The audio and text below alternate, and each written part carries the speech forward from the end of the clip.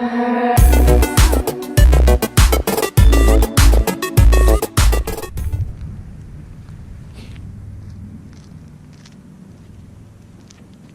and welcome to another review. This time I had the chance to rent a car from Silver Car. And if you haven't had the chance to rent for them, I recommend it. And if you don't know what Silver Car is, it is an app-based rental car program. It's similar to Uber. Everything's all done through the app. This company launched in 2012, which has recently been acquired by Audi. And the cars go with the theme Silver Car. Every car you receive is a silver Audi. All the same options. Doesn't matter which one you pick. They start off with just basic A4s. Now they added the Q5 to the lineup, and also the A5 Cabriolet. What I like about it is what you see, what you reserve is what you get. There is no chances of your car being given away and substituted with, you know, a Malibu or something, even if you reserve a premium car. It gives it something different, and the prices are competitive to what you'll find. I think prices start at $49 for the Audi A4 and $69 for the Q5, what you see here. And I'm gonna go over the details of this Q5. Start off, this is a premium trim on this Q5, but Silver Car orders a couple of the extra options with this one. One being navigation, the virtual cockpit, and the 4G Wi-Fi hotspot in the car. And that's all included in the price. If you're unfamiliar with the Q5, they come in 3 trim levels. There's the Premium, Premium Plus, and the Prestige. With the options this one has, it has some options to bring it close to what you'll find of a Premium Plus. I think the only thing that's missing is the sunroof, which we'll go over later in the video. This is the 2-liter 4-cylinder engine. It's turbocharged and it's 252 horsepower and 273 pound-feet of torque. And that torque comes on at an early 1800 RPM. I took this car on a 500-mile road trip, and I was really surprised how well it cruises. It cruises so well, you never really need to, even if you're passing a car, it never needs to really drop down a gear and pass a car. It's paired to Audi's dual clutch 7-speed automated manual, and it's amazing how well that these cars put the power down. I mean, for a 4,000-pound SUV and 252 horsepower, I would expect it to not be as quick as it is. But I own a Q7 with the supercharged engine, the V6. It's rated at 333 horsepower, and this feels quicker. And just passing, just cruising, it's just a lot more comfortable. And I've made it to, I think it's just the way that they engineered this car, the way that it puts the power down. Even though it's 252 horsepower, it feels a lot more than that. This thing is very zippy in and out of traffic. I do not even wish that there was even more power. I mean, I would love the SQ5 to even test the SQ5 out, but just driving this car on the highway, it was more than adequate for anybody's needs. It doesn't feel too much power, it just feels just the right amount for the size of this car. So now I'm going to go over some other details of it. This one does not have the LED headlights. It has the Xenon HID. These are not adaptive because this is also lower. This is the premium trim, but it does have the LED daytime running light. It's got does have the smart key, which I'll cover later once we get inside the car. Power folding mirrors, heated leather seats, generous trunk space, LED turn signals, LED brake lights, and this car does have the dynamic turn signals. So that's these turn signals were initially designed in Europe, where similar to the Mustang, how they start from here and they run across. But U.S. regulations wouldn't allow that. They said it wasn't enough light to be here at one given time, so Audi had to implement a traditional flashing turn signal in conjunction with their dynamic turn signal. A little disappointing. I felt like it would be pretty cool just to see this alone by itself, have it run across, this light run across. But you know, obviously you can't battle the U.S. regulations, so that's what it is. I was really comfortable in the car, just driving it for the 6.5 hours I spent in it.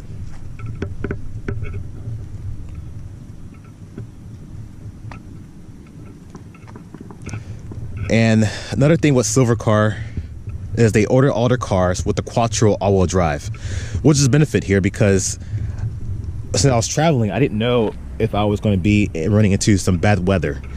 I was unsure, and I really wanted to make sure that I received an all-wheel drive vehicle.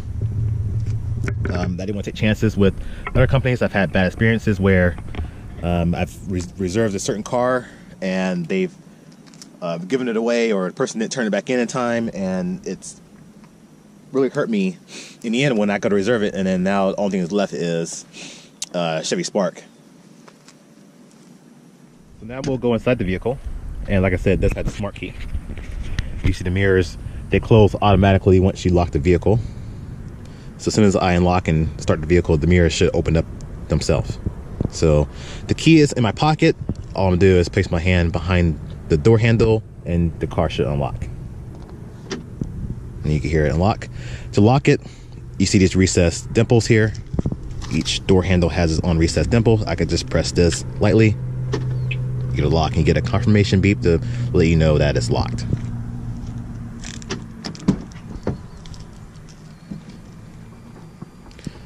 So apologize, the car isn't quite as clean as I was when I received it. It was very clean when I received it, but I did spend some time in it, and I did want to get this review out while I had the car. And you can see here, all windows are fully automatic. You have heated, and you have the power folding option here. If you desire, if you need to go into car wash, you just flip the mirrors closed here. If you run into some fog or some icing on the mirrors themselves, you can turn on the defrost here. Memory seats. There's the power trunk. Power seats, leather. It does have automatic, fully automatic headlights. And it has this, it doesn't have any fog lights, which you would find typically in a lower, any cars would have lower mounted fog lights. But the lights are mounted inside the headlights. So I'm gonna turn those on here in a second, I'll show you. And it does have rear fog light. Automatic rain sensing wipers.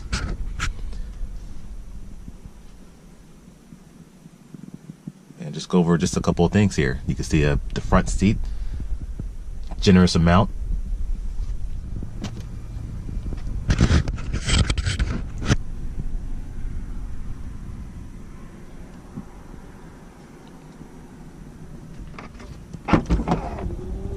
And all I did, there's a small dimple inside the trunk button, which you just press that and the trunk opens up. Generous amount of room. This is what I would find as a Q5 limitation, is the trunk space. I'm gonna show you more with the luggage inside the car, but if you have a larger family, I would probably recommend stepping up to the Q7 instead of the Q5.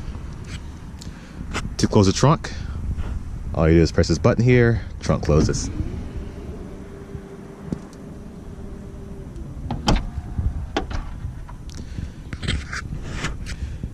And this car does take premium fuel only, so be mindful of that. And Silver Car, they have reasonable fees if you bring the car back on empty. They fill it up for you for the normal price of fill up, with an addition of a small fee instead of being charged $10 a gallon, which you'll find with other rental companies.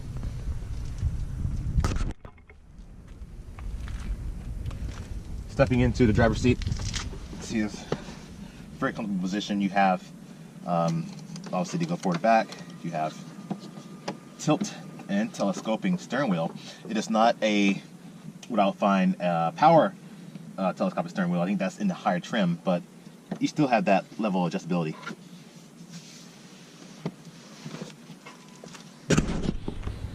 So now I'm going to sit behind myself in the car to show you how much room there is. And these seats, let's see, they do slide. Okay, these seats do slide forward and back. So right now I think they're at this is the farthest back they go. Not a lot of room, but ample amount of room. I am 5'8", and I'm sitting behind myself in the car. And you can see there is still a comfortable amount of room. It's not obviously not as roomy as you would find in, you know, the Q7, but it's comparable to what you find in a traditional, like I said, the A4. This car is built on the A4 chassis, so you kind of expect that same dimensions sitting in the back seat. Coming in back here, the rear passenger does have their own climate control temperature settings back here, which makes this a 3-zone climate control, and there is a 12-volt outlet. Okay, now we're inside the Q5. I'm going to start it up. The buttons here, start stop button, and start the car, put the foot on the brake, you know, just like any push to start vehicle.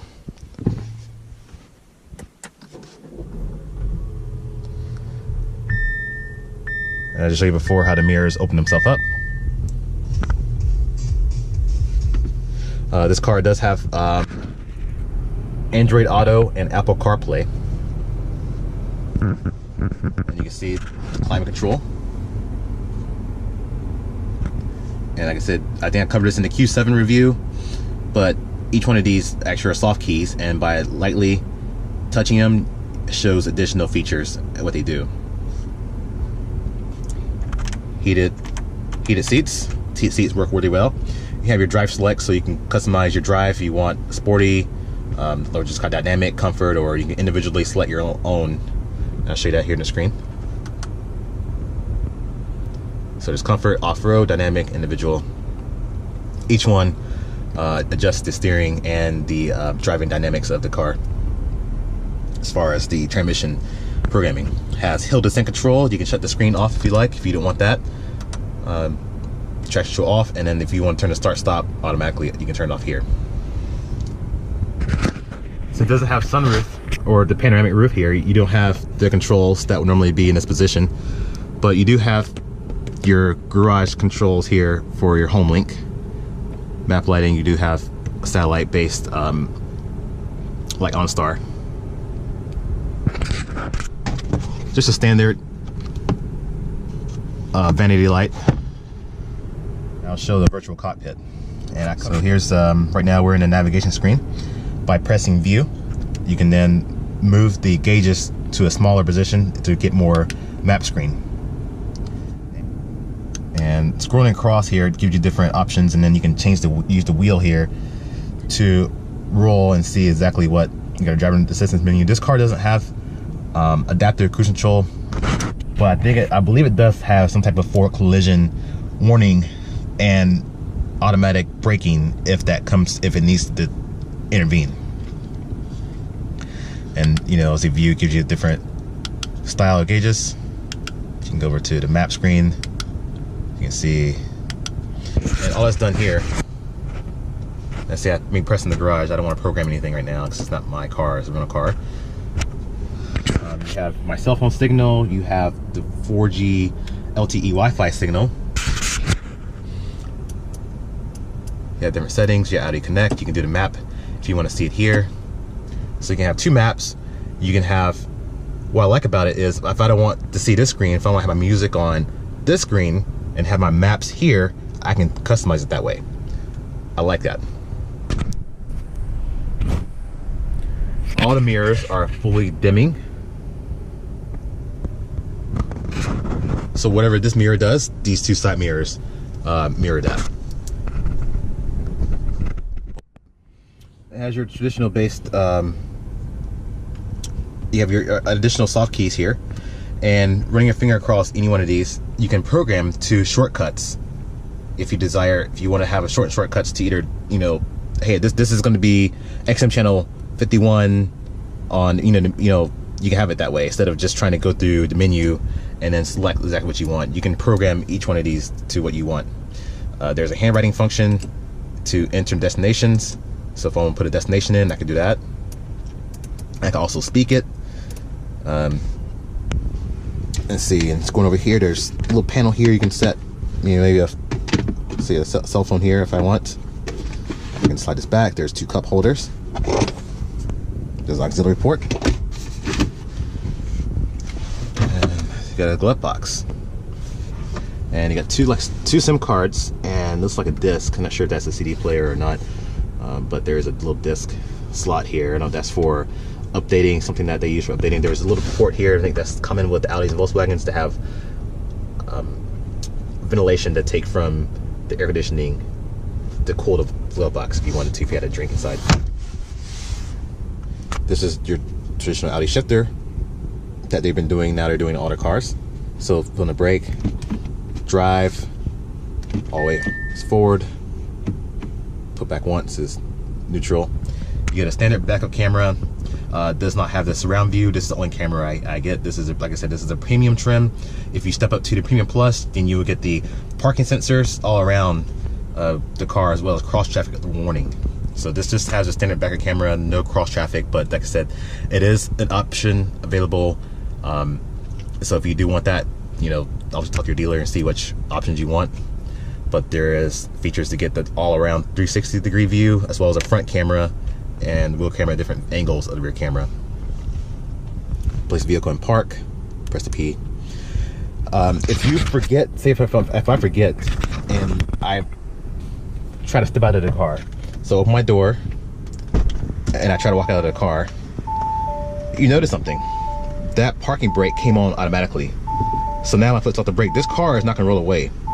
That is a safety feature that they've added to prevent people from inadvertently walking away from the car and leaving the car and drive. And then just put it back in park. This parking brake also sets itself. It's a nice feature. It sets itself if you're on a hill. And what I mean is, most cars now have some type of hill holding assist to make sure the car doesn't roll itself back on a hill when you're at, you know, if you're pulling off from a steep hill, so the car doesn't roll back. I think that hill holding assist works in conjunction to detect when I put the car in park to activate the parking brake. I don't have a hill right now to show you on, but I've noticed when I parked on hills, I go to pull the parking brake and I looked and it's already engaged on its own. And I want to say it's probably because of the hill holding assist automatically detecting, hey, I'm on a hill. This transmission is not gonna be able to hold this car on a hill. Let me engage the parking brake. I like that feature because most people don't understand or are unfamiliar with how to properly engage the parking brake. Now I'm gonna go over the lights. I'm gonna turn the headlights on, turn the rear fog light on, and I'm gonna turn this rain light on. I'm gonna show you the difference of that too. So you see this halogen light right now that is shining at me? That is that light. This light shines out towards the sides of the road. It mimics sort of a fog light. It's more for, I want to say it's just for making sure that you can see the side of the road, since the car doesn't have any fog lights here, but as a way to shine down on the lines during dense fog or heavy rain if you need to see the lines.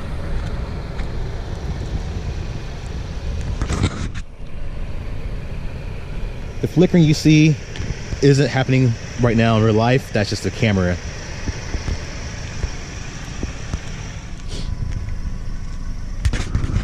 And right now you can see the tail lights are on, and those those are the rear fog light. Those lights should only be used in dense fog or heavy snow, low visibility purposes only. These are not to be used just for casual driving because they can be confused. Most people will see these and it looks like brake lights. So they're really bright. I don't recommend it. I'm trying to educate everybody else to know. I'm gonna turn off the rear fog light and the front rain light here. I'm gonna show you the turn signals. And these are the dynamic turn signals I was speaking about.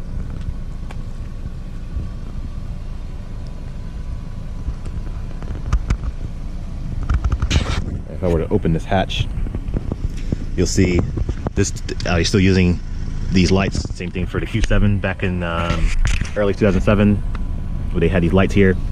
So the trunk is open. These lights are now coming off the hatch, and now those lights are now the tail lights and brake lights turn signals. By shutting the hatch,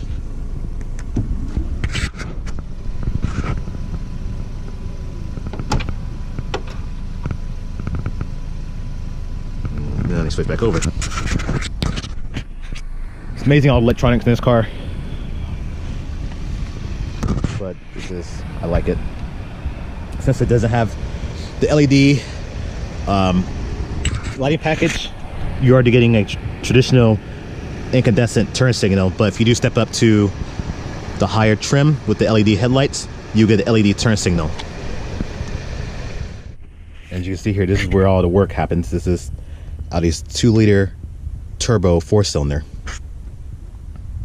And you can tell that there is a lot of space because this is a tiny engine, but this space is probably made for when they do the SQ5, that 3-liter supercharged, I'm sorry, let me correct myself, the 3-liter turbocharged V6, which are doing the SQ5. The previous SQ5 was their supercharged engine. You can see it all the way down to the transmission in this car. And you can see the turbocharger down here. Terminal here to, if you need to jump start the car, because the battery isn't located in a traditional spot, so there's a positive terminal and you can connect the ground to any bare piece of metal. So now I'm gonna cover the trunk room. This open hatch, you have your traditional space, and we covered that earlier.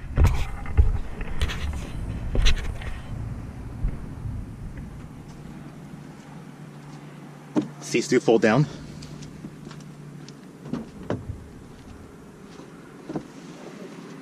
So there is plenty of space if you have that need. You can fold that row down.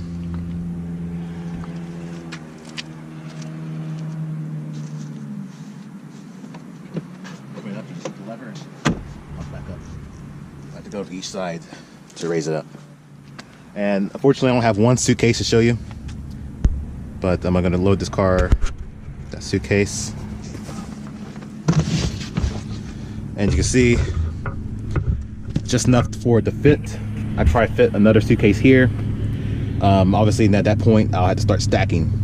And like I said, if you're a larger family, I'll probably recommend maybe going to a slightly larger vehicle, like the Q7, or there's other vehicles you can probably find that are a little bit more space. But if it's just a small, maybe a couple, or with maybe a couple and a child, this car would be perfect for the needs. It still achieves really good gas mileage. It has it's a comfortable highway cruiser. It's a good city car. I mean, it's got the low end torque in this car to maneuver in and out of traffic. It's comfortable on the highway. All right, I want to test this car. I have it's like a 32-ounce tumbler. Sorry, 34-ounce tumbler. And I'm gonna set this in the cup holder just to go. I know obviously it could accept a 20-ounce bottle, but I'm gonna see how it fits this tumbler in this cup holder, and it looks like it fits. So I would say this is probably your max in this cup holder is 34 ounce. It's got obviously got the tapered bottom, so something like this would fit no problem. So here I am inside the Q5 right now. I just want to show you guys how quiet, even for a 4-cylinder, this car is very quiet and comfortable. I'm not going to talk very much, but just want you guys to hear the quietness. And I'll include some clips also, just some highway driving. There's not a lot of bounciness. It really absorbs these bumps, even in the corners. It very minimal body roll for a 4,000-pound car. And it's so much about it. The steering wheel has a nice feel to it. The seating position is great. Very little blind spot areas. And if you need to pick up speed, you can do it. It doesn't seem like it struggles to gain any speed. It stays mostly in the 7th gear when cruising.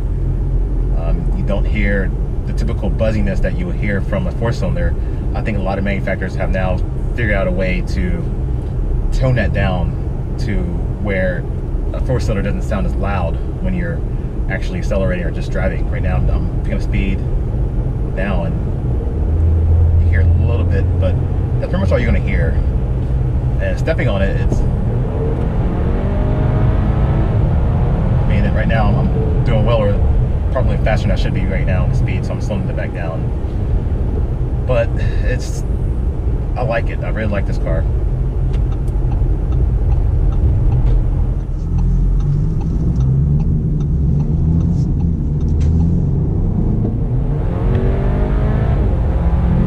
Changes gears very fast for that, you know, that's contributed to the dual clutch.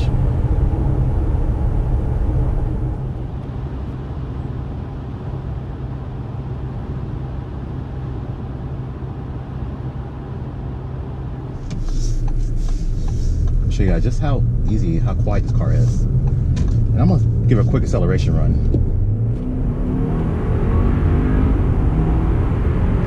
It just pulls. I mean, there's 60 miles an hour, just that fast. And just amazing how quick this car is, just for being the power it is.